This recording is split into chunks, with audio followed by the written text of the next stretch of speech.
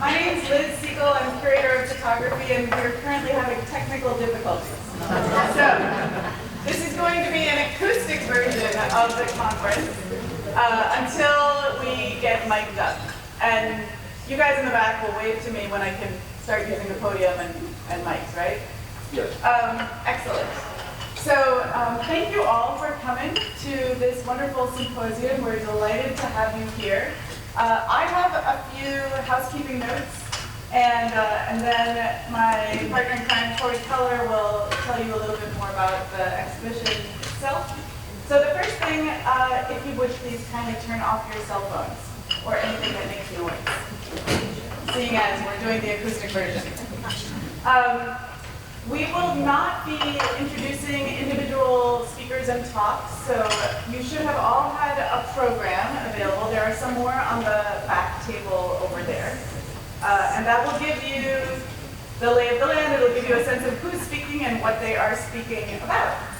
So the afternoon is structured in 2 sessions of 2 papers each. Each of those is followed by a coffee break, although I can see that many of you have been partaking of a pre-coffee, and a pre-conference coffee, so that's wonderful. We're going to ask you to hold all of your questions at the very end of the talks. Oh, sorry, so, and after the last coffee break, we will have an artist presentation. At that point, we'll bring everybody back up to here, save your questions, write them down, and we will have a discussion with everybody all together. After the Q&A, we'll have a little reception here, raise a glass, and you are all invited to go see the exhibition. The museum is open late. If you do not have access to the museum already through a membership, I have tickets here that will get you in. There's some more on the table there, and there were some when you came in. And then finally, I want to thank the Terra Foundation for American Art for their support for the exhibition and for this program, and really allowing us to think big and bring a lot of people from a lot of different disciplines together for a really enlightening discussion. This exhibition that inspired the symposium is organized by the San Francisco Museum of Modern Art, and we were able to expand it here with key loans from our Egyptian collections and from our libraries. And I think there are still scattered seats around the edges and up here if you want. So our expansion of the exhibition allowed us to ask key questions about interdisciplinarity and about how photography has been put to the service of empathy. And now the symposium expands even beyond that. There's all sorts of wonderful machinations happening in the background here, I can see. So that the symposium really allows us to start asking questions about Orientalism, about postcolonialism, and the legacies of 19th century photography. So now it is my great pleasure to introduce you to Keller, Curator of Photography at SFM and the Curator of the exhibition, and she'll give you a little overview of the show before we go right into the papers. You're welcome to speak behind here.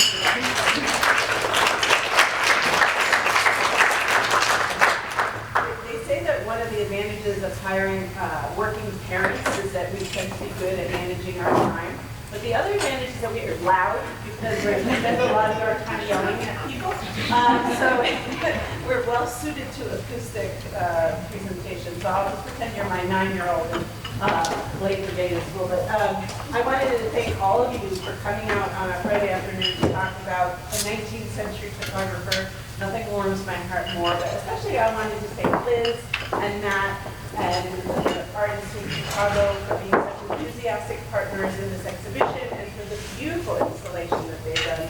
Oh, it's a real pleasure when you work on a project for a long time to get to see it. You get to sit back and let someone else take this work and reinterpret it and bring it into a fresh perspective, and I think they've done such a beautiful job. So if you haven't seen the exhibition out there, don't miss it. They've done just a spectacular installation. I know that some of you in the audience have been J.B. Greene fans for a long time, but we are admittedly a very small club. weirdos. And so for those of you who are not members of the club yet, you will be at the end of the day. But I'll just give you a little bit of background about Greene to give some framework for the discussion that we're going to have. Greene was born in France in 1832 to American parents, but his father was a merchant banker in Le Havre, so he grew up in France and spent his whole life there. He never, as far as we know, set foot on American soil. And over the course of 3 years, he made an extraordinary body of photographs from the ages of 21 to 24 when he died, leaving behind almost no written records from which we can glean his thinking behind his work. So we're left with this beautiful body of work, and we can pay attention to the ways in which he presented it and the audience for whom he envisioned it, but he left us himself very little record of what we were to take from the work, or what he hoped we would take from the work. And so that's been the best part of this exhibition, is the kind of detective work that has to go into doing the research. It's sort of like, I kept calling it an evidential donut hole, where there was this like absence at the center and you had to build a case around it. But what we do know is that he studied photography with Gustave Le Gray, the most important teacher of photography in France, and that from Le Gray he would learn not only the technical aspects of the medium, but also the aesthetic debates that circled around photography, its relationship to other forms of fine art and to technologies of reproduction. So we have to understand that as a context for the work that he did. We don't know where his interest in Egyptology came from or what kind of training he may have had, but we do know that he was connected to the most important savants and Egyptologists of the day. And we know that he made 2 trips to Egypt, one in the winter of 1853 and one in the winter of 1854, and that from both trips he brought back photographs. And those are the photographs that you see on view in the galleries today. He clearly had a variety of intentions for his work, because if you look at the prints, you'll notice that in the left-hand corner, there's frequently an M, an I, or a P for monuments, paysage, landscapes, or inscriptions, which starts to give us a clue about what he was hoping each series would take away. So like I said, there's a lot of detective work that has to go on. He also excavated in Egypt and is thought to have been the first person to both excavate and photograph, and he used photography on his second trip to document the results of his excavations and to circulate them. But while he was in Egypt, he also made an enormous body of work that has no scientific purpose whatsoever that we can tell. A body of these beautiful, evocative, atmospheric landscapes that developed a new language for how to describe landscape in a place that was unfamiliar to him. We're interested in how those relate to the kinds of pictures he may have seen of Egypt and how much of that was related to his own impression of the landscape. But you can see the inventiveness of his eye in the work of he went to Algeria, which was a sort of third body of work, where he was both working on an archaeological project, but also making landscapes that seemed to have suited nothing but his own curiosity. So you see in Greene this combination of an interest in the scientific applications of photography, its use for Egyptology, and also an exploration of picture making writ large. So some of the questions I assume will come up today are the relationships of the aesthetic image versus the documentary image, how we write the history of early photography, and I suspect there will even be some disagreements about whether what Greene was doing could even be considered archaeology. The other thing is when you work on a show for a long time, I've worked on this show longer than Greene was alive. One of the things that you find is that the context in which you began working is not always the context into which the exhibition emerges. And in museums like this one, and museums everywhere today, we're talking about the frameworks that made this kind of work of Europeans going into the Middle East to make pictures. We're talking about that kind of framework in very different ways. So the questions of colonialism and empiricism and imperialism are all coming to the fore in very different ways. So it was a very interesting experience to go into it in one sort of social moment and come out of it in another one. But I expect that some of those issues will get surfaced today. But the best part of a day like this is I get to, we find all these wonderfully smart people to come talk about the work, and I get to sit in the back and listen to them just like you. But I just want to thank you all for your interest in the work and for your attention, and I hope you'll be as big a Greene fanatic as I am by the end of the day. Thank you.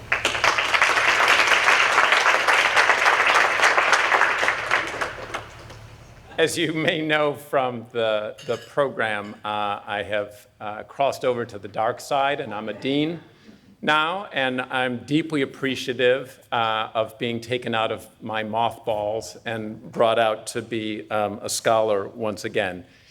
In all sincerity, I want to thank Liz and Rachel for everything they've done to make this such a great experience, for Matt to be behind this project, and to Corey, I think we all owe a tremendous debt of gratitude for those years of work. The longer I am in this business, the more impressed I am by the extraordinary efforts that go into making an exhibition of this kind. And we are all in your debt and will continue to be in your debt.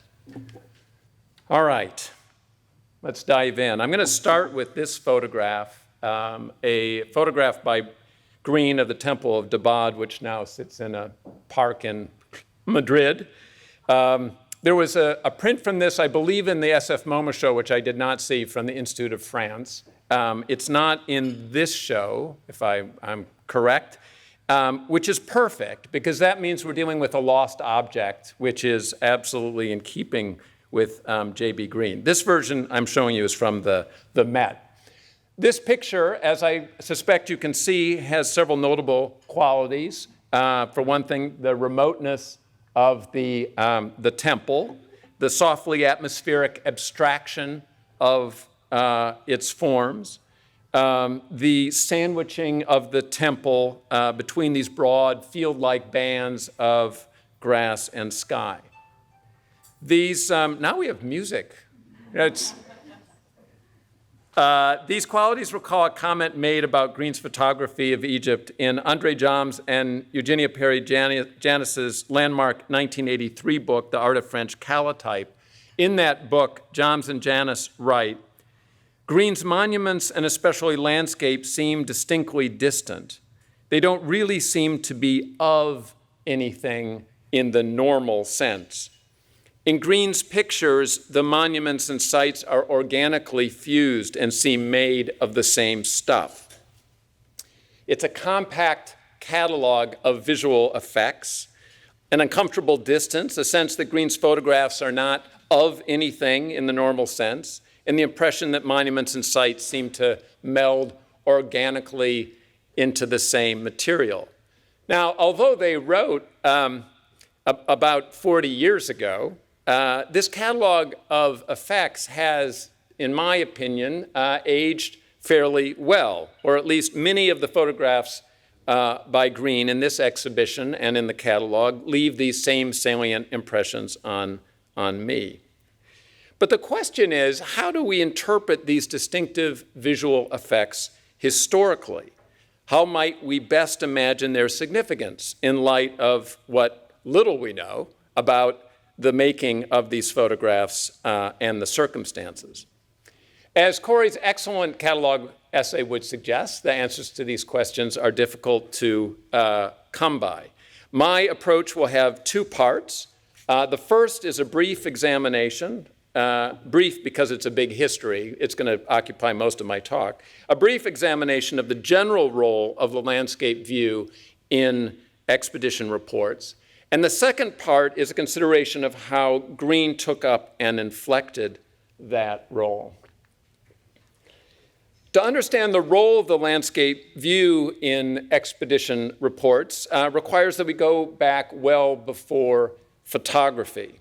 By the time photography arrives in 1839, European expeditions to various parts of the world, including Egypt, had already produced great stores of graphic material.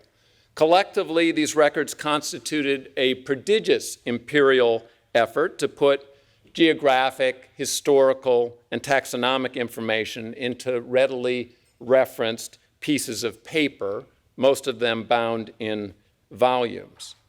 The geographic archive is mostly a paper project. Botanical and zoological specimens were collected. Cultural artifacts were infamously now appropriated. But I would argue that for the most part, these activities were ancillary, at least in most cases, to the production of the paper archive, which was enormously expensive and time-consuming. The cost of these expedition reports is quite astonishing when you consider how relatively modest the means were of often the governments or societies that produced them. Generalizing about this rich corpus of graphic material is both difficult and hazardous, but this wonderful illustration may offer a way forward. It's an engraving from Voyage in Egypt and Nubia by the Danish explorer Frederick Louis Norden, whose publication came out in the 1750s, but he traveled to the Middle East in 1739 and 37 and 38.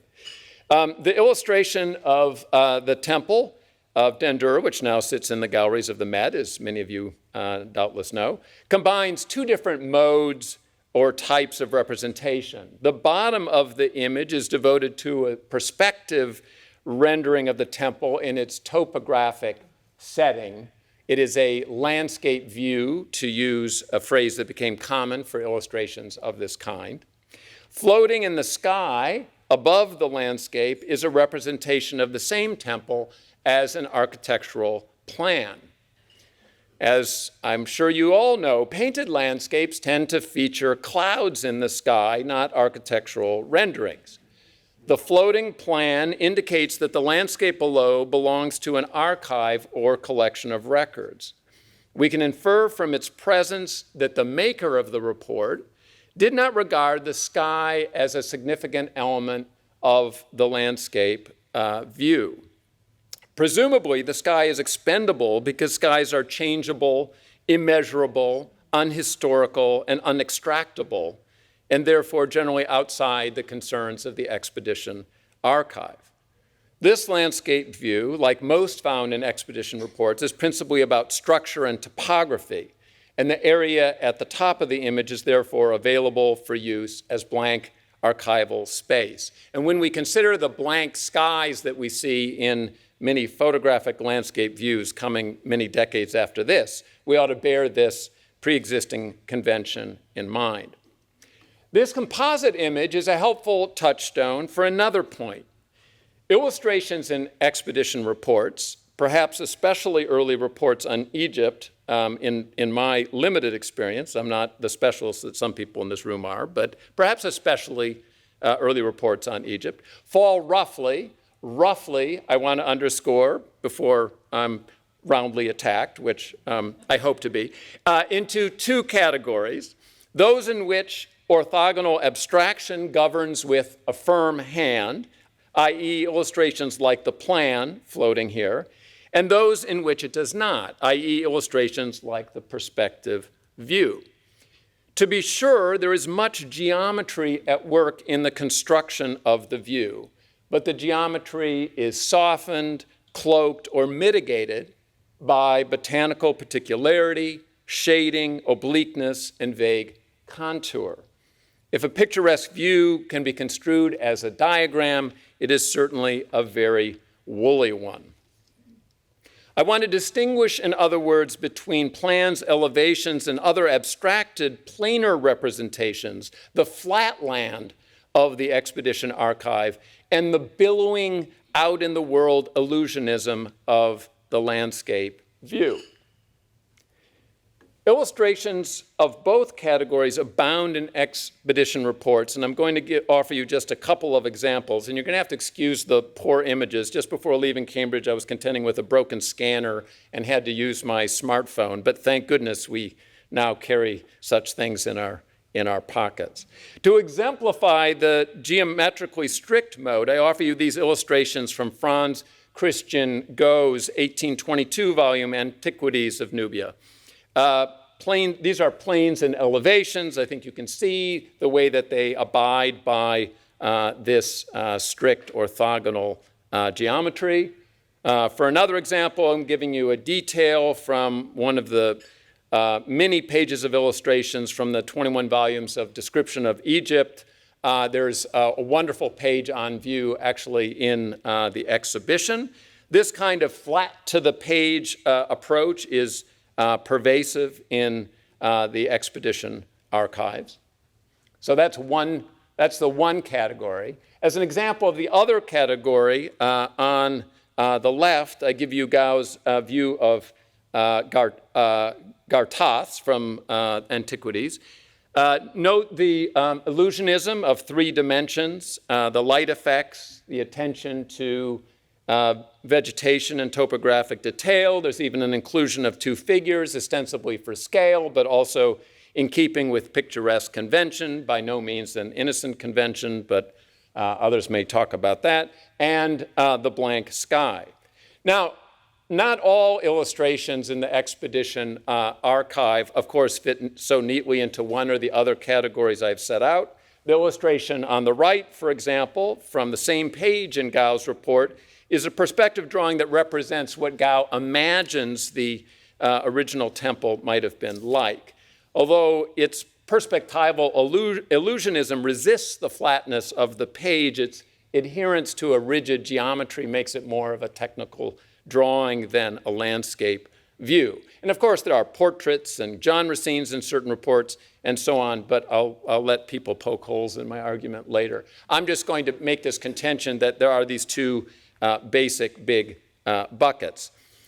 So my point is, to a remarkable extent, the graphic illustrations of expedition archives exhibit a dialogue, a to and fro between a diagrammatic or specimen-like adherence to the orthogonal order of the page and an opening out into the undulating nuances of the landscape view. Now, I'm recognizing, of course, that the views are still bound in this rectangle, which follows the orthogonal order of the page, but I think it's a lesser or a different kind of adherence. So in this illustration, it's particularly nice because it collapses this dialogue or this to and fro into a single image. So pervasive is this dialogue in the archive, I would argue, that one cannot really understand the historical function of the illustrations of one type without considering the other and vice versa. Illustrations adhering to the orthogonal order of the page, such as the plan, the elevation, the map, the transcription, or the specimen illustration, bear the archival promise to measure, to isolate, and to clarify. These illustrations abstract the object of study from the welter of contingency and arbitrariness and present it distilled down to its basic form, as does the plan. Now, and I'm putting aside for the moment that sometimes these very exact-looking diagrams were risibly inaccurate, which is true, evidently, of this one. Specialists in the room might be able to tell me, but I understand it's missing a room of the temple and that the doors are not put in the right place. So I'm not saying that these are actually accurate, but I'm saying that this is the visual rhetoric of these illustrations. But these very diagrammatic illustrations, such as the one at the top of this image, by virtue of their abstractedness, lose their mooring or threaten to lose their mooring in terrestrial reality. They float in the blankness of the page. And this is another reason that I love this illustration, because in some sense, it visualizes precisely the limitation of that kind of representation, because it seems to float free from earthly existence as a disembodied idea. So it kind of makes visible both the strength and the weakness of this kind of illustration. Landscape views, although they lack the measured distillation of such illustrations, perform a vital and complementary function. They remind us, or perhaps persuade us, that all of the analytically discrete units of knowledge elsewhere in the expedition report actually tell us about a real place. They perform something akin to what Barth called the reality effect, bearing the archival promise to provide knowledge of a world that has been experienced by some and could be experienced by others.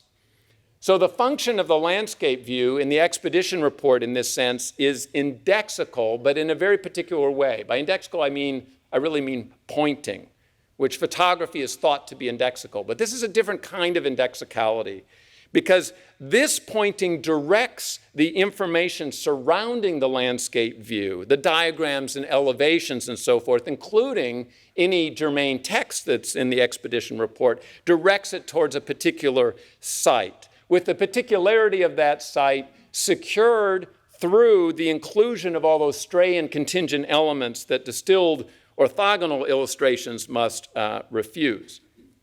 And the landscape view did this while also providing, in the midst of all this more technical material, some of the comforting pleasures of landscape conventions, bringing what might seem strange or disconcerting into familiar form. The introduction of photography into the expedition archive shook up this graphic order. And here I juxtapose the Norden illustration, which you're becoming quite familiar with now, on the left, with two photographs by Greene, one of Dabad and one of Carnac below from the Musée d'Orsay. The introduction of photography shook up this expedition archive. For one thing, photographs as such could not be readily printed alongside text and other illustrations in reports. One of the very exciting things that happens at the end of the 19th century is the invention of the halftone process that allows for the printing of photographic images in some sense. We won't go into the complexities with text. But that was not possible in any simple way at the time that Greene was working. And so photographs had to be bound separately into albums, unlike engravings, for example. Another reason that photography shook up the expedition archive was, although photography could handle a broad range of representational duties, from reproducing inscriptions or botanical specimens to making topographic views, it was inflexible in its mode of representation, right? So think about the difference between those two modes on the left. Photography was inflexible in its mode. It was a technology of the picturesque. Our wonderful historian of photography, Stephen Pinson, couldn't make it today, but he taught me better than anyone the extent to which photography is a technology of the picturesque, addicted to light and accident, and it cannot convert a temple into a plan or a landscape into a map. Right? In effect, photography brought the landscape view as a kind of approach to representation to everything it recorded, no matter how proximate. Right? So before photography, you would never see an illustration that looks like this one.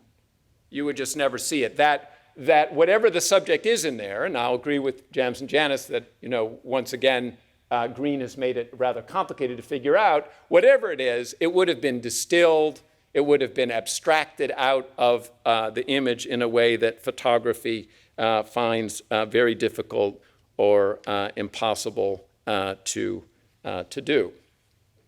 So photography in these two ways disrupted the graphic dialogue, the to and fro of the expedition archive.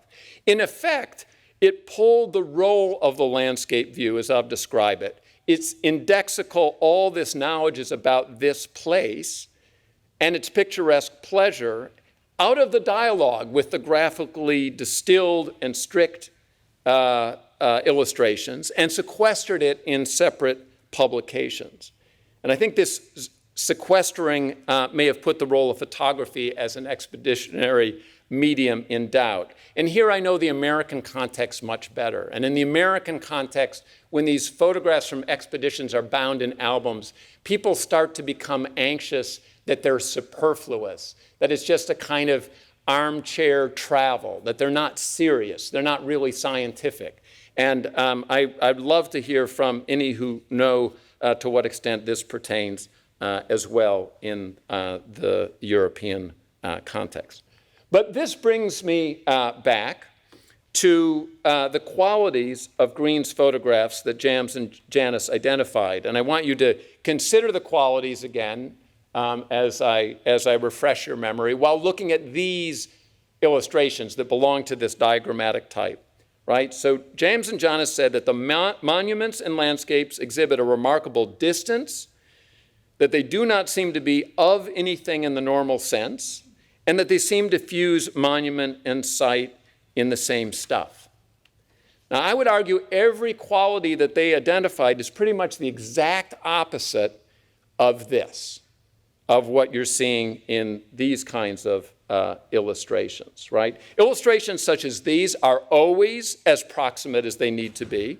They are unmistakably about something. In fact, they are clearly about that thing and nothing else. And they isolate the monument or the motif or the specimen from the site with clinical precision. Greene, in other words, amplified the gap between the landscape view and the category of illustrations with which it was historically in dialogue, those that adhered to the orthogonal order of the page. Not only had photography drifted away from the expedition archive physically into standalone albums, but in Greene's case, the landscape view had broadened the gap in visual rhetoric. And here I juxtapose Greene's Temple of Dendera with a plate representing the same site from Franz Christian Go's 1822 report. And I think you can see in several ways the engraving by Go, by virtue of its measured proximity, its clear framing, and the distinctness of its forms, is closer to the illustrations that I just showed you than is the photograph by Greene. Greene works counter to graphic clarity and strictness, even relative to other photographers of Egypt. And that is what Johns and Jonas were taking note of. So I'm going to give you a juxtaposition. These kinds of juxtapositions always are given with the dice fully loaded, right? So you should always take these kind of juxtapositions with a certain grain of salt. But I'm just taking two photographs of the same site, and it's Greene on the right, and it's the daguerreotype by Garot de Prongy on the left from 1844, also from the Met. This is the approximate size, actually, of the two, which I tried to reproduce. And, of course, the visual qualities are very different because the one is a daguerreotype and the other is not. But what I really want to underscore is the difference in the composing of the two pictures. The fact that de Prongy has centered the subject, making it very clear what this is a photograph of, very stable, whereas the center vertical line, if you were to draw it through the photograph by Greene, ends up on the oblique receding side of this pillar, taking you into the void, into the middle of the picture. One of the things I like to do with Greene is to look at the center, because in general, the center is a problem in many of his photographs. And I think that's quite striking, and it's quite different from the conventions that many other photographers followed. It's a very curious and subtly destabilizing approach. Now, I'm coming to the end of my talk, so I'm going to just skip ahead again to this photograph of Dendera, and with hopes that we can talk a little bit more about this in the conversation afterwards. But where I'm left with is the question of how interested was Greene really in making photographs useful to archaeology in any conventional sense. His work seems mostly interested in distance rather than proximity, ambiguity rather than clarity, doubt and longing rather than comprehension. We might think of his photography as a depiction of archaeological desire rather than of archaeological knowledge itself. If he converted the world to the page, which was the ostensible purpose of these expedition archives, if he converted the world to the page, it was in the fibrous materiality of his prints, which suffuses the subjects of his photographs, rather than in the geometric conversion that that archive tended to produce. Now, that may be a very romantic notion, but I will end with the hypothesis that Greene was likely a romantic himself. Thank you very much.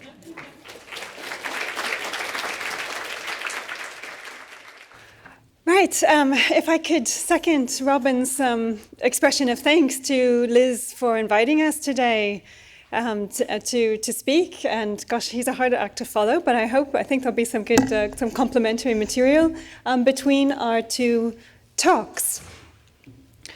So I open, it felt obligatory almost, open with a different Beasley Greene, and this one is on view down in Corey's wonderful exhibition.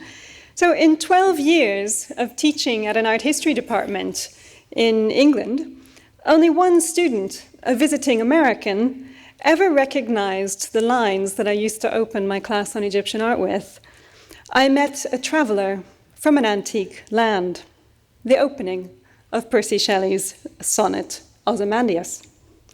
That American student must have learned it, as I did, in high school literature classes that still pay homage to an imagined mother country, England. Most British schools no longer teach the Romantic poets, but they do continue to imagine another country, not so much mother as eccentric aunt. That antique land, somewhere to be found in the modern territory of Egypt, where, half sunk, a shattered visage lies. Shelley never set foot in Egypt. He wrote the poem in a friendly competition in honor of the highly anticipated arrival in London of an actual shattered visage from the same temple that we see here. A colossal stone fragment, as part of a statue, colossal statue, dubbed the Younger Memnon, which the British Museum had agreed to add to its collection, and the British government had therefore said could enter the country free of customs duty. It was a feat engineered in every sense by the Italian hydraulics expert Giovanni Belzoni, trailed in the press, circulated in engravings, and even turned into children's literature in praise of the value of hard work. So I start with this pre- or proto-photographic moment to remind us that ancient Egypt did not need to be discovered. The word that is habitually used to describe what Europeans and Americans were doing in Egypt and other parts of the Middle East and North Africa in the 19th century.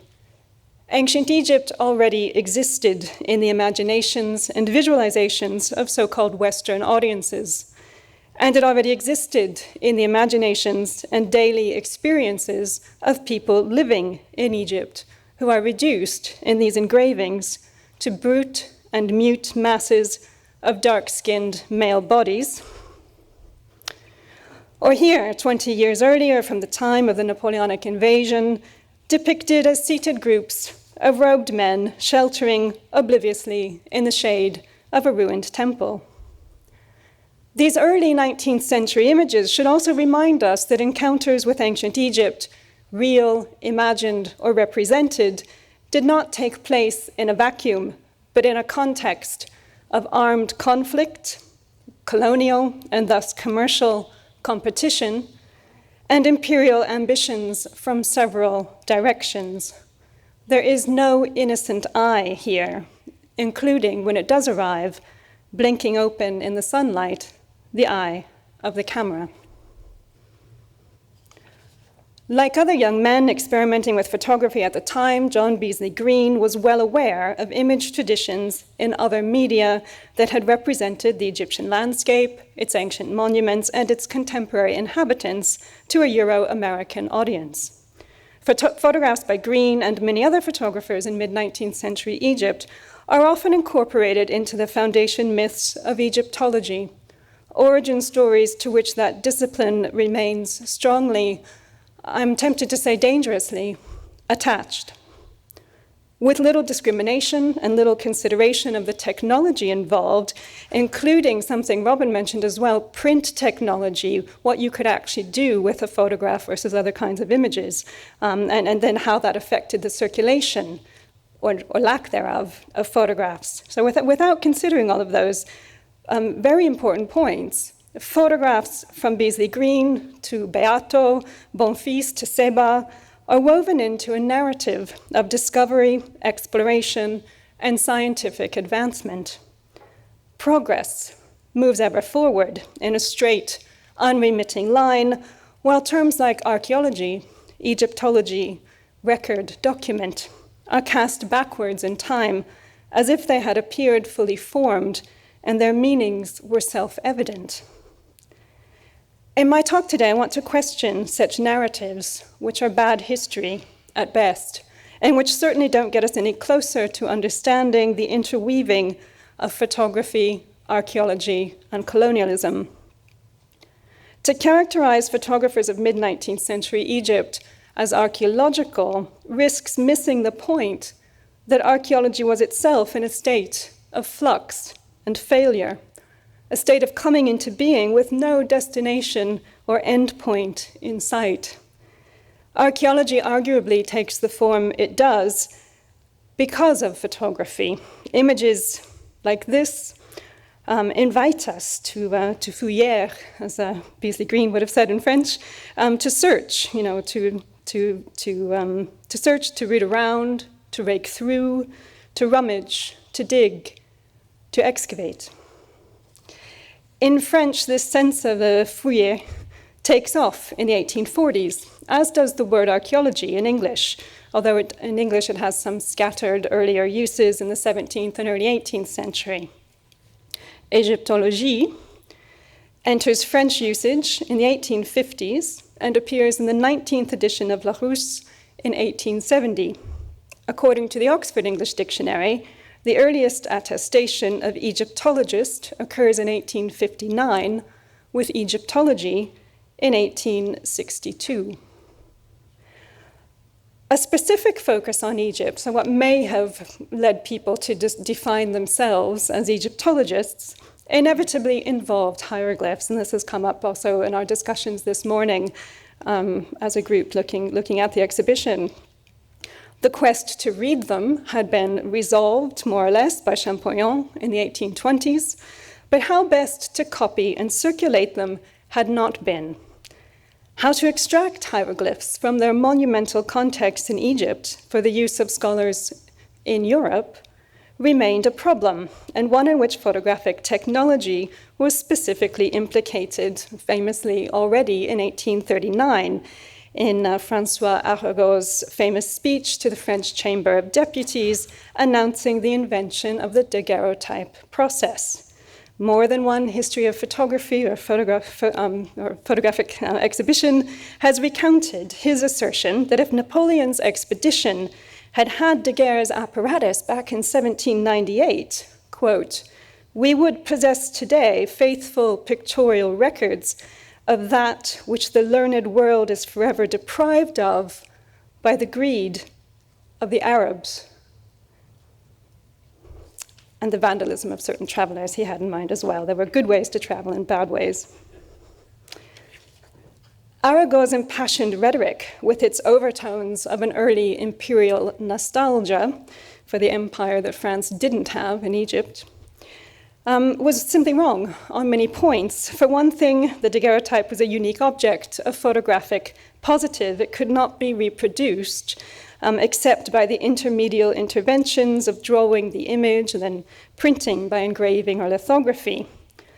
For another, just 3 years after that speech, in 1842, Karl Richard Lepsius and several colleagues from Berlin arrived in Egypt for a scientific expedition to record its ancient monuments, its Denkmäler, and almost immediately broke whatever type of camera they had brought with them. Presumably for color times, but I don't know. The loss did not seem to bother them very much, and within 4 years of returning to Berlin, the Prussian expedition had produced volumes to rival the French Description de l'Égypte, which are still consulted and referenced today for their copied scenes and hieroglyphic inscriptions, some of which, like the Description, are printed in these massive elephant folios, and the Denkmäler the Lepsius has its own place in the imagination of Egyptology students. If a camera was not essential to work like this, If early photographs failed to do what Egyptologists later on would have wanted them to do, like depict clearly the inscriptions on a statue, and if what early Egyptologists did do included taking photographs for, it would seem, the pleasure of it, then perhaps we should not go looking for ancient Egypt in 19th century photographs by Greene or his near contemporaries. Perhaps we should think instead about what the practice of photography did, what it made possible, and what it made impossible, as the anthropologist Christopher Pinney has put it, riffing on Barth. We can add, what did photography make visible and invisible, present and absent? So I want to turn now to one of those men who first identified themselves as Egyptologists in the 1850s and who knew Greene, worked with Greene, Théodule Deveria, creator of this, if you notice the dimensions, very small photograph of a sleeping dog taken on one of his trips to Egypt. So Deveria, we've got a portrait there of him, was from a highly artistic family on both sides. He may have seen his illustrator and engraver father, Achille, experimenting with paper-based photography already when he was in his teens. And around 1850, he started to work with his father in the prints department of the Bibliothèque Nationale in Paris. So Deveria had by then already developed an interest in ancient Egypt, perhaps through a family connection. Emile Price-Daven, an engineer who had taught in Muhammad Ali's military academy in Egypt in the 1820s, and had then stayed on to draw ancient monuments. And Daven's atlases were published in France from the 1840s onwards, so he was a leading kind of early Egyptologist in the French scene. Deveria also knew Beasley Greene and lithographed plates. There's an example in the exhibition for Greene's volume of Theban photographs, which appeared in 1855. So even this brief biographical snippet, I think, gives us a sense of the personal networks and the really rather small world which these networks revolved around, and how they're formed through Egypt with military, engineering, and trade connections providing the infrastructure.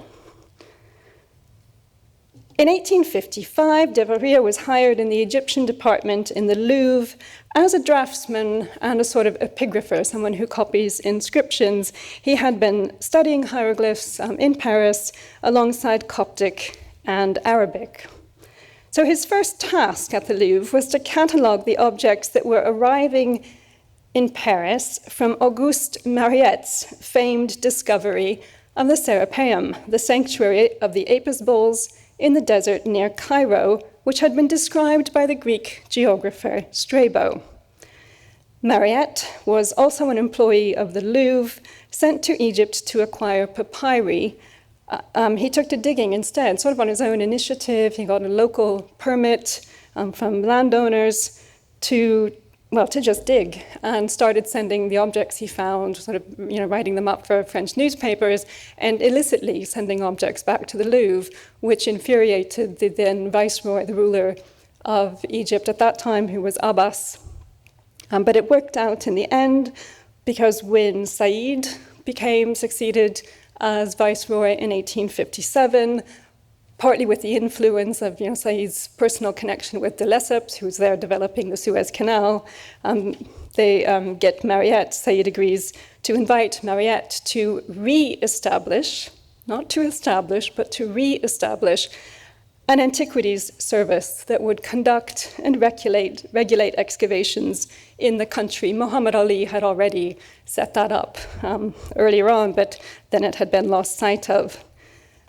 So archaeology had reached a status in 1857, 1858, where state control was seen as necessary, and Mariette took to his new role with gusto. Up and down the country, he called on conscripted labor, the corvée system, to open excavations for using thousands of men and children from the poorest levels of society, those who couldn't buy themselves out.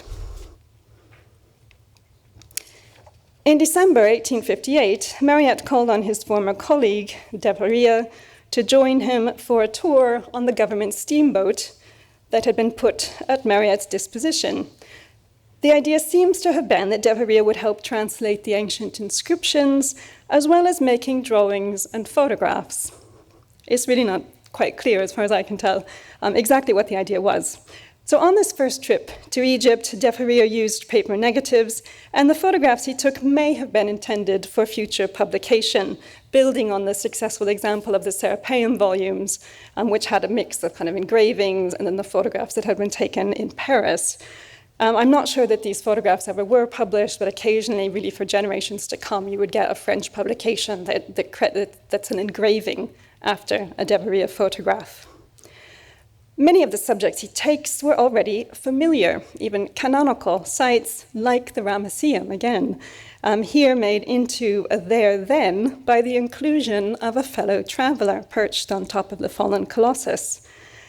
In other words, it isn't maybe the temple that's being documented here, so much as the presence of Mariette, Deveria, and their entourage. Where Deveria photographed something that we might identify as some kind of archaeological process, here one of several photographs he took of a tomb chapel more or less cleared of sand, the resulting image belies the excavation methods that would become standard 30 or 40 years later. So in the drifts of sand that run through and behind this doorway, we see the impressions of endless feet treading back and forth. Perhaps in part, just an idea, not necessarily this photograph, but photographs like this one, perhaps in part because the camera makes a feature of something like these recent footsteps seem more prominent.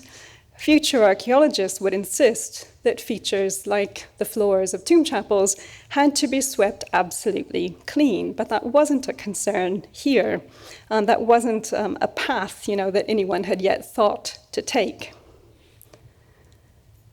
If we bury all photographs that happen to show antiquities under the label archaeological, we fail to see the different forms that archaeological practices could take and the conditions in which archaeological knowledge was produced, conditions that were inherently unequal and contingent upon relationships that technologies like photography helped produce and reproduce.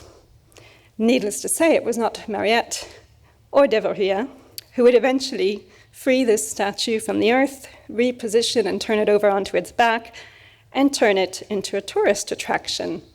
But it was their presence and the cameras that arguably influenced its fate and encouraged something called archaeology to emerge in a certain direction. His voyage with Mariette in early 1859 was the first of 4 journeys that Deveria would make to Egypt. The last was in the winter of 1865-6. On those later journeys, Deveria switched to collodion process, so glass negatives, and in some cases he's using a much smaller camera, right? A very personal, kind of informal photography that's facilitated through that and that's going to be viewed by different people and in a very different setting, I should think. So his subjects changed accordingly to include animals, his traveling companions, and a few surviving shots that reflect another emerging field, the ethnographic type photograph that would be so essential to the formation of race science and the invention of race. More than photographs of artifacts, monumental buildings, or depopulated landscapes, images like these should drive home the fact that all photography was a social act, and that through their use and circulation, even private circulation on a more intimate scale of viewing, photographs are social objects. In the setting up and taking of these images, what conversations took place? In what language? Between whom?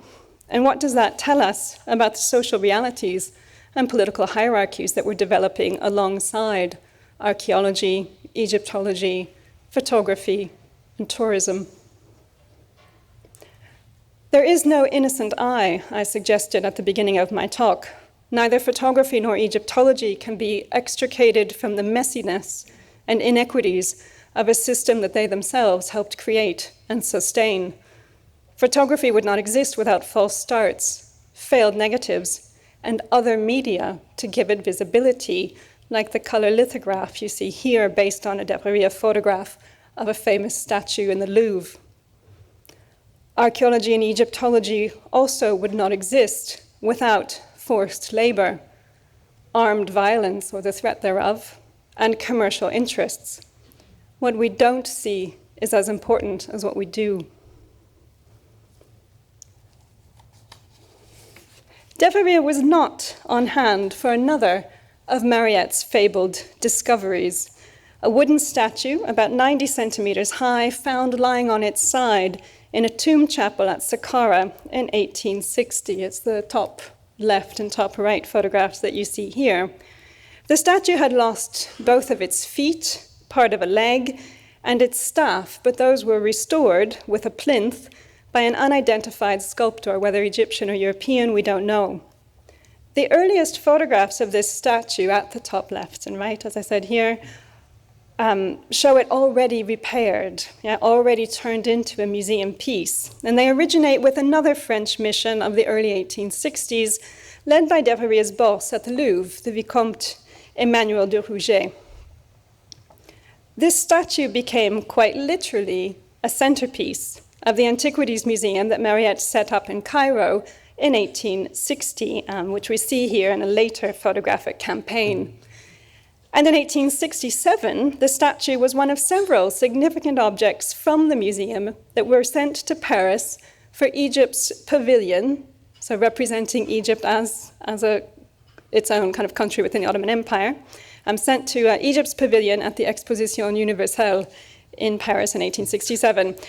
Exhibition visitors knew it by the name informally and fancifully attached to it at the time, Ra MK, or versions thereof. In albums and guidebooks, Auguste Mariette only ever referred to it as a statue, a portrait in wood, a personnage, and so forth. Off the printed page, however, he regaled some of his European visitors with us, because Mariette became quite an influential person in Egypt, so he regaled some of his visitors with a story about how the statue had been found.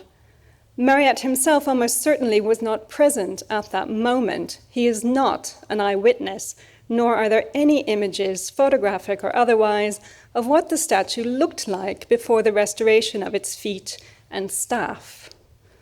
Still, Mariette told the tale. When the Egyptian workmen, the conscripted laborers, came upon the statue, half sunk in the sand and debris of a tomb chapel, they cried out, I quote, with one voice. That is how the historian Ernst Renan heard Mariette tell it, and his is one of the first written accounts in the 1860s. It was, these workmen said, or are said to have said, a perfect likeness of their Sheikh el-Beled, the head of the village from which they came. The statue is the only artifact in all of Egyptology ever given an Arabic name. Yet, of course, the statue used as the basis for the name confronts us again, like the images I started with an indistinguishable mass of unnamed Egyptian men. It implies that they are unable to distinguish representation from reality. And it was perhaps the so-called primitivism of this idea, coupled with the Arabic nomenclature, that helped prevent either the name or the story about this statue's discovery from appearing in official publications, Egyptological publications of it, until much later in the 19th century, after the British invasion and occupation of Egypt, and after Mariette had handed over his post to another French Egyptologist, Gaston Maspero. It was Maspero who referred to the statue always as the Sheikh el-Beled, reiterating at many removes the story of its unphotographed, unwitnessed discovery, and gently laughing at, or possibly with, those anonymous Egyptian laborers who thought a statue from 5,000 years ago could be mistaken for a human of the present day. Yet he himself emphasized the lifelike qualities of the statue in his prose, and through his choice of photographs, like this one, a Woodbury type, so one of the best quality printing that was then available for printing photographs and books. So Maspero was attempting to elevate Egyptian artifacts to the status of art, and I think was coming up against the problems of photographing Egyptian art in a way to make it look artful. So through photography, this statue, and from its unrecorded origins, this statue became the most famous work of Egyptian art until the discovery of Tutankhamun's tomb. From the antique land of Shelley's colossal wreck in 1819 to the unnamed voices that conjured up a sheikh in the 1890s, we've seen a number of different ways that images, and especially photographs, made ancient Egypt present and gave Egyptology its firm foundations and its first creation myths. One problem with a narrative based on discovery and scientific progress is that it instrumentalizes camera work in the service of myth-making. It also leaves out the other essential participants in the endeavors heroized as archaeology, epigraphy, and Egyptology. It literally crops them out of the picture, as a recent biography of Auguste Mariette did with this photograph. I won't be able to point, but a recent biography in French of Mariette only used the top right, so the part that shows Mariette with some of his finds. Mariette published this photograph was published in an album of photographs with a kind of travel narrative of Mariette. You know, you could see Egypt with Mariette by using these photographs. And of this photograph, he himself writes this: "At the left are two of the little basket carriers who are the principal instrument of our excavations. And in the middle is Ruby, their boss, whose qualities make him very precious to us. After 6 years employed by the museum, this illiterate peasant has seen so many antiquities that he knows them well and knows, to the best of his abilities, how to distinguish them by date. He has searched so many tombs and so many wells that no one is more able than he is to discover a trace and follow it. Science must owe Ruby a quarter of the monuments that constitute the wealth of the Museum of Bulaq." So much for the greed of the Arabs. As archaeology developed in such a way that it began to clear away the earth from monumental sculpture and architecture, tidying up those photographs, it also began to clear away the people who had been living there for generations, turning the labor of Egyptian bodies against their own compatriots, and turning photographs like these into documents not of ancient ruins, but of modern ones. In thinking about the history of archaeology and photography, we might reflect on where the forced displacement and intellectual erasure of indigenous people in occupied lands would lead in the 20th century. For all the information or historical detail a photograph may show, or all the charm or beauty to be found within an image, what we don't see matters just as much for the photographic foundations of Egyptology, on which the whole discipline was built. Some dogs should be left to lie sleeping peacefully in the shade, but others should be roused awake from the sleep of complacency and brought blinking into the brightest light of day. Thank you.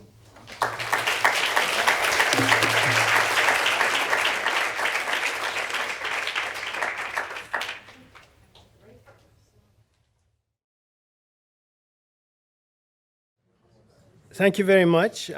It's a really great pleasure to be here.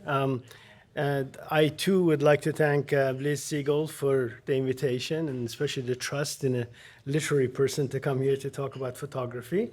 And also a shout out to Rachel Jump for her help with the logistics of this trip, and of course Corey for putting it all together, the exhibition. What can postcolonial theory contribute to the understanding of early photography of the Middle East? Does Orientalism as a discourse of power offer a useful analytic frame to study the work of an early practitioner of photography such as J.B. Greene? Do his photographs of Egypt and Algeria, one may ask, bear the traces of a colonial perception of the so-called Orient? These are some of the questions that guide my discussion of Greene's photograph of Egypt and Algeria today.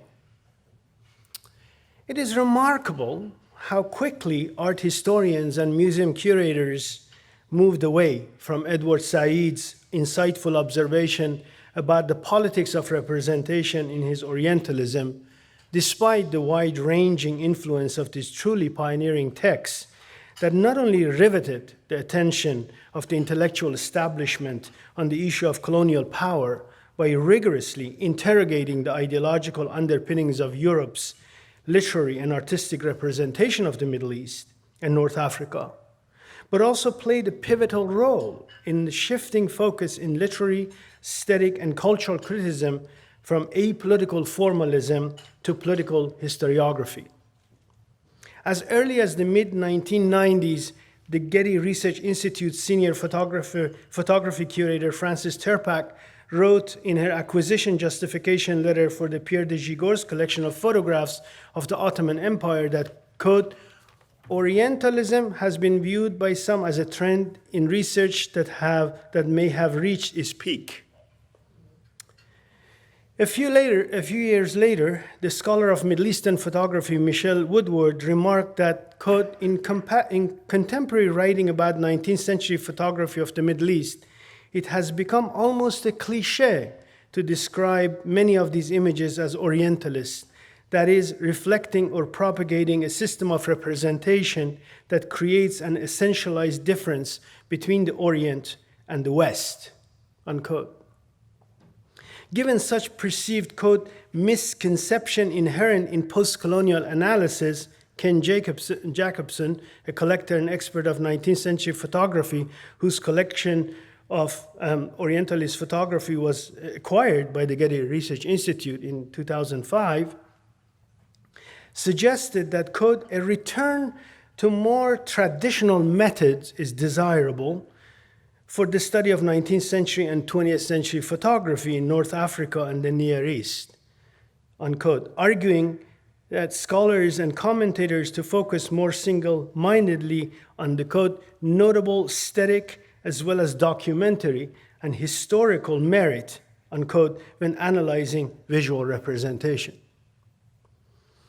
And yet, as I have shown in Camera Orientalis, the history of photography is intimately intertwined with the Orientalist project in the 19th century. This has been already quoted. Significantly, at the very meeting in which Daguerre's invention was introduced to the Chamber of Deputies, Dominique Arago, the presenter, commented upon the, quote, extraordinary advantages that could have been derived from so exact and rapid a means of reproduction during the expedition to Egypt. And then he recommended that the French government immediately furnish various institutions of knowledge gathering about the Middle East, such as Institut d'Egypte, with the new technology to further the project of Orientalism. It is not a coincidence that only 80 days after this meeting, a group of French painters and scholars, led by Horace Vernet, an Orientalist genre painting, who had traveled to Algeria with the French army in 1833, and the daguerreotypist Goupil Fesquet went to Egypt to photograph Egyptian antiquity, or that as early as 1846, Daguerre's British counterpart, William Henry Fox Talbot, published a pamphlet titled, quote, The Talbot Type Applied to Hieroglyphics, which was distributed among archaeologists and Orientalists. In subsequent decades, many early European traveling and expeditionary photographers, such as Greene, Maxime de Camp, Auguste Salzeman, and Félix Thénard, all of whom were trained by the illustrious teacher of photography, Gustave Le Gray, followed Arago's recommendation and went to the Middle East to photograph various places and monuments, making the Middle East one of the original and most popular site for the practice of photography. Of course, the light was also a factor too. They talk about that too, how the light in Egypt was so bright that you could develop pictures very quickly. Now, art historians and museum curators have had been completely neglecting the works of these pioneer photographers until the so-called rediscovery of the archive of expedition photography in the late 1970s and 1980s. I'm just showing you some pictures. With the resurgence of interest in the early history of photography during this period, historians of photography began to study works by Greene, Decombe, Salzaman, and Thénard, which have been completely ignored. Relying mostly on art historical categories to study them, they generally viewed these images in terms of their aesthetic and formal dimensions, presuming them to reflect the disposition of a particular artist or their documentary aim and value, especially in the context of archaeology and Egyptology. As an example of the art historical approach, Beaumont Newhall, the founding curator of the photography department of the Museum of Modern Art in New York, opined that, quote, John B. Greene is to be numbered among the master photographers of all time, unquote. Elaborating further that the artist's, quote, sensitivity to the physical environment and the very lay of the land in Egypt was noteworthy. In a similar way, Will Stapp, in his entry of Greene in the Encyclopedia of 19th Century Photography, echoes a similar view of Greene's photographs, describing them, quote, as metaphors of his emotional response to Egypt, revealing, quote, an extraordinary proto-modernist eye interested in the impact of graphic form which distinguishes Greene from his contemporaries, unquote. In 1981, Abigail Solomon Godeau published her influential essay, A Photographer in Jerusalem, 1855, Augustus Salzaman and His Time, in the journal October, where she argued that the rediscovery of a large archive of early photography of the Middle East has come at the cost of obfuscating the context of both these images' production and reception, because art historians and museum curators have lumped them all, quote, under the unifying rubric of art. Indeed, distinctions among the aims and functions, as well as the historical conditions that enabled the production of these images and characterized the different contexts of their receptions, had been largely obscured by the practice of reading these images in terms of their aesthetic quality and value.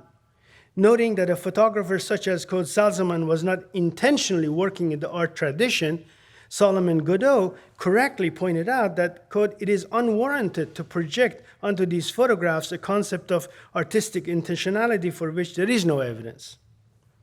The dominant tendency to assess the photograph of the past in terms of the present, she argued, is an endeavor which depletes the photograph of their original meaning and fills them with new one, a process which involves a double distortion.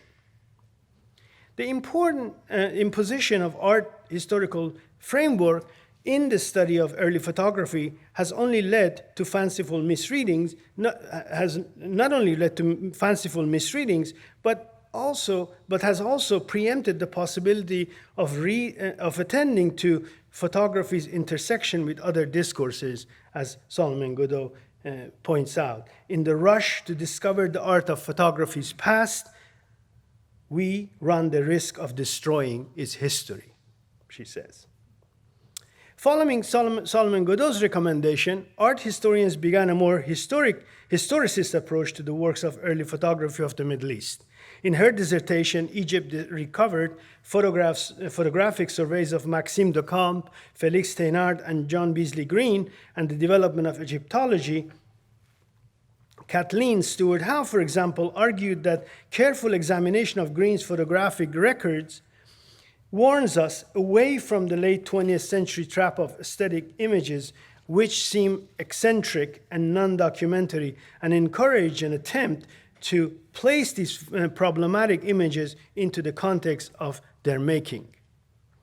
While acknowledging the dramatic visual impact of Greene's photograph, she demonstrated how Greene's images of Egypt and Egyptian antiquity were graphic presentation of the way monumental Egyptian archaeology functioned. And inspiring archaeologists and Egyptologists, she explained how Greene made a concerted effort at photographic documentation under difficult conditions. Other scholars, such as Claire Lyon and Lindsay Stewart, have also contextualized the early photography of ancient Mediterranean in terms of historical interest and the rise of archaeology and Egyptology in the 19th century. Salutary as the shift from purely aesthetic to a historicized approach in the study of early photography of the Middle East has been, there is still a problematic tendency to marginalize, if not utterly deny, the political project of Orientalism that undergirded photographic representation of the Middle East in the 19th century. Howe, for example, remarks that the intent of her study of Duchamp, Thénard, and Greene is to counter current critical readings of 19th century image making in the Middle East as a monolithic undertaking informed by ideological construction of imperialism. While I agree with Solomon Godot's insightful critique of reading of these images as artistic project, I suggest that a proper framework for studying and understanding early photography of the Middle East must attend to the Orientalist network in which the production of these images was situated, and indeed participated. What is reflected in the works of European photographers of the Middle East is not merely the intention of the individual actors who produced these images, but the overlapping system of representation and political-cultural relations between the West and so-called the Orient that historically enabled, if not entirely created, the interest and the fertile ground for the production and consumption of the photographs of the region. An art historical focus on a particular photographer or photographic project preempts a broader understanding of the visual vocabulary that not only informed these images, but also made them legible as representation and desirable as objects. A purely formalistic approach, for example, cannot adequately account for the plurality of entities linking the thematic, topical, and stylistic concern of early photography of the Middle East with those of the painters, travelers, and writers whose representation of the Middle East preceded them and informed them. Nor should the fact that a photographer such as Greene aspired to produce photographic documentation for archaeologists and Egyptologists would make the project of Orientalism irrelevant to the understanding of his images. For as Howe reluctantly acknowledges in passing and in a cursory fashion, and some other people do the same, the Orientalist project framed the study of ancient Egypt as intellectual undertaking that was prerogative of Western and specifically French scholarship. It was deemed essential that France and West recover the substance of Egyptian antiquity, its ruins, inscriptions, and artifacts, in order to rescue it from the neglect and misunderstanding of present-day inhabitants. In the remaining of my talk, I wish to discuss two examples of the ways in which Orientalism matters to the understanding of works by early photographers of the Middle East, such as Greene. One common feature of Greene's photograph of Egyptian antiquity is the absence of any human beings or any sign of human activity in the frames, even though we know he set up encampments inside and outside the monuments he visited and photographed, not to mention the fact that there was a vibrant local population who provided services to European travelers like Greene and his crew of at least 6 people who were manning the boat along the Nile. This characteristic of his photographs of Egyptian antiquity has been either attributed to technical limitation of the medium or treated as an expression of Greene's proto-modernist eye, and his desire to make his photograph could impart an almost romantic sense of both spatial and temporal infinitude, as Corey Keller remarks in Signs and Wonders. What such views of Greene's photographs tend to overlook, though, is the fact that depopulation is indeed a common feature of what I have termed Orientalist photography. You see a lot of these in many. I could have given you hundreds of them. The following remark by the pyramidological pyramidological scholar Charles Piazzi Smith, in a reading of a magic lantern show of the Great Pyramid of Giza, expresses the sentiment among European expeditionary photographers. The ghost-like figures of the Arabs might as well have been omitted, for with their black, unphotographicable faces, they make very bad ghosts. And beside, the modern Arabs of Egypt are such ephemeral occupiers of the soil that they have no right to any place among the most ancient monuments of Egypt. The Orientalist photograph often depopulates the Orient of its inhabitants, for the presence rob the image of his quest for romantic monumentalism and circumvent the possibility of visual appropriation of the kind that we see here. Unlike Orientalist genre painters, where natural scene and ancient monuments are always peopled with colorful natives, think of David Roberts' painting of the ruins of Baalbek in Egypt, or Prosper Marriott's ruins of El Hakam Mosque in Cairo, Orientalist photographs of Egyptian antiquity and the Holy Land often depict an empty space or site unobstructed by the presence of local people. Indeed, early photographic representation of the Middle East are either close-up image of Egyptian antiquity and of religious sites in the Holy Land, or the panoramic or topographic views of the landscape. And in either category, there's any engagement with the people of the region or their everyday life, let alone modernity of the place. This depopulation cannot be explained simply in terms of the median's technical limitation in photographing moving figures at the time.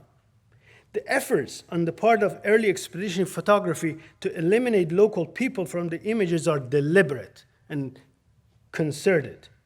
For what interests the Orientalist photographer, as Duchamp made abundantly clear in his travel narratives, are not the contemporary people and culture of the Middle East, but its historical ruins and the disintegrating relics of bygone civilizations. Viewed as bad ghosts without any photogenic quality, the indigenous people were either utterly erased from the scene or appeared occasionally as anonymous physical blotches to provide a sense of scale.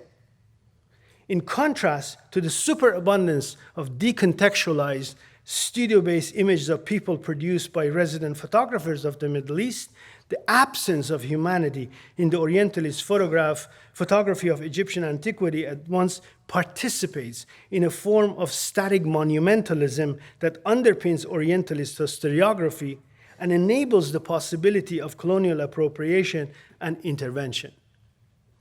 Greene's photographs of Abu Simbel ruin provides representative example of photographic unpeopling. This image presents a close-up of an archaeological site in decay. In this typical photograph of Egyptian antiquity, there are neither people nor traces of local culture, only the crumbling remains of a glorious monument from a bygone past. In the photograph, the only reference to human beings are the archaeologized figures on the standing wall, whose presence, juxtaposed with the fallen stone and crumbling remains, convey dead magnificence. The remnants of a bygone civilization for nostalgic or romantic contemplation as much as for scientific observation and colonial appropriation. The absence of indigenous people in the Orientalist photograph foregrounds the presence of the viewer as both a yearning subject and a discerning savant. Such depopulating iconography is thus productive of an appropriating gaze that positions the European viewer as potentially legitimate occupier through a visual erasure of indigenous population. The practice of photographing the remnants of the Egyptian antiquity also speaks to a nostalgic form of cultural preservation. In 1899, Adrian Bonfils, one of the most prolific and distinguished photographers in Lebanon, wrote, "In the century of steam and electricity, everything is being transformed, even places. Already in the ancient plain of Sharon is heard the whistle of locomotive. The moment is probably not far when the holy Mount of Olives and Tabor will each possess its funicular like Mount Rigi, which is outside Lucerne. Before that happens, before progress has completed its destructive work, before this present, which is still the past, has disappeared forever, we have tried, so to speak, to fix and immobilize it in a series of photographic views. And he did a lot of these images. Bonfils's alarmist claim about the disappearance of the Orient is hardly novel. For 19th century Orientalism, as I have shown elsewhere in my first book, is remarked by a profound sense of belatedness. From the very beginning of the invention, the camera provided Orientalists with a tool to visually rescue the remnants of the Middle East antiquity, just as they were pillaging the remnants of historical monuments in the region and were appropriating them for European museums. But what is more remarkable about Bonfils's comment, however, is the mobilization of nostalgia to obscure the contradictory functions of Orientalist photography as both a means of cultural rescue and an agent of change. While Bonfils, like belated travelers like Flaubert, invoked a melancholic discourse of nostalgia in response to the expansion of touristic infrastructure and European colonialism, he resolved his contradiction as agent and beneficiary of European tourism by engaging in a practice of photographic preservation. The Orientalist image, therefore, is both an expression of the belatedness as common among 19th century Orientalists and an attempt to preserve the exotic by fixing it into a photographic icon. Bonfils's invocation of nostalgia obscures the fact that his photograph, like those of other resident photographers in the region, were produced almost exclusively for European tourists. That is, the very agents of progress for whose comfort the tourist infrastructure were built and which threatened the demise of the Orient's architectural heritage. As such, the Orientalist photograph is a contradictory image, claiming to visually preserve the Orient's glorious past as a means of historical documentation, while contributing to its disappearance through tourism, colonialism, and Western modernity. A second feature of Greene's photograph is what Stapp described as the emphasis on emptiness and vastness of the Egyptian sky and landscape, which dominate most of the composition and overwhelm the scale of even the most massive of ancient monuments in most of his images, unquote. This feature, too, is not exclusive to Greene. As both European travelers and artists often presented the landscape of the Middle East as an empty and available for contemplation, studying, and recording. Above all, the visual uniformity of such images speaks to a romantic tradition, an Orientalist representation that visually froze the Orient as a timeless space. Greene's aestheticized view of Egyptian landscapes are devoid of history as they obscure the contemporary and modern aspect of Egyptian society. These images are also aesthetically indebted to an exoticizing form of picturesque among 19th century Orientalists. Panoramic views serve as essential descriptive and imaginative device to impress the viewer with sweeping images of the exoticized and quaint landscape. Picturesque, you will say. Greene's aestheticized photograph of Egyptian landscape rely on the romantically inspired picturesque tradition of Orientalism in which the Middle East serve as a place of symbolic, mythical, and religious contemplation for European viewers and travelers. As well, these images engender a visual sense of mastery over the landscape, positioning the viewer to have what Mary Louise Pratt has called the right of oversight, that European travelers always assume in relation to the Orient. Most European travelers, if you read their narratives, they always go up on top of like a mountain and kind of see the power sort of view. I mean, there's a very famous Montesquieu quotation, pour faire un tour, il faut monter sur la tour, you know, in order to have a good, to see the touristic kind of a perspective, go on top of a tower, which is a play of word in that way. Like the prominently description of Middle Eastern landscape by European travelers like Richard Burton, Greene's panoramic view created a hierarchical relation between the viewer and what is viewed by positioning the presumably European onlooker as one looking down on the aestheticized landscape below, catering to an Orientalist desire for possession without impediment. As such, these images should also be understood in terms of a constituent feature of scientific and expeditionary tradition that privileged visuality not only as a mode of knowledge production, but colonial possession. Let me conclude by returning to the idea of Orientalism as a discourse of power, offering a useful analytic frame to study the early photography of the Middle East. My broader aim in raising these questions is twofold. On the one hand, I want to underscore the fact that photography as a tool of visual representation contributed to Orientalism by providing it with an indexical truthfulness through which it could lay claim to pseudoscientific knowledge about the region. The seemingly objective quality of photography was deployed to fix the subject of Orientalist representation. As such, photography had a transformative effects on the Orientalist system of knowledge by furnishing it with an efficient technical apparatus for gathering presumably reliable, non-subjective data about the region, as much as it wasn't so. The camera, on the other hand, gave Orientalism a scientific gloss.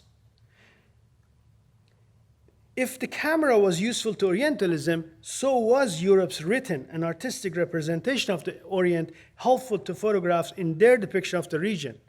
For they determine how photographers choose and capture their subject.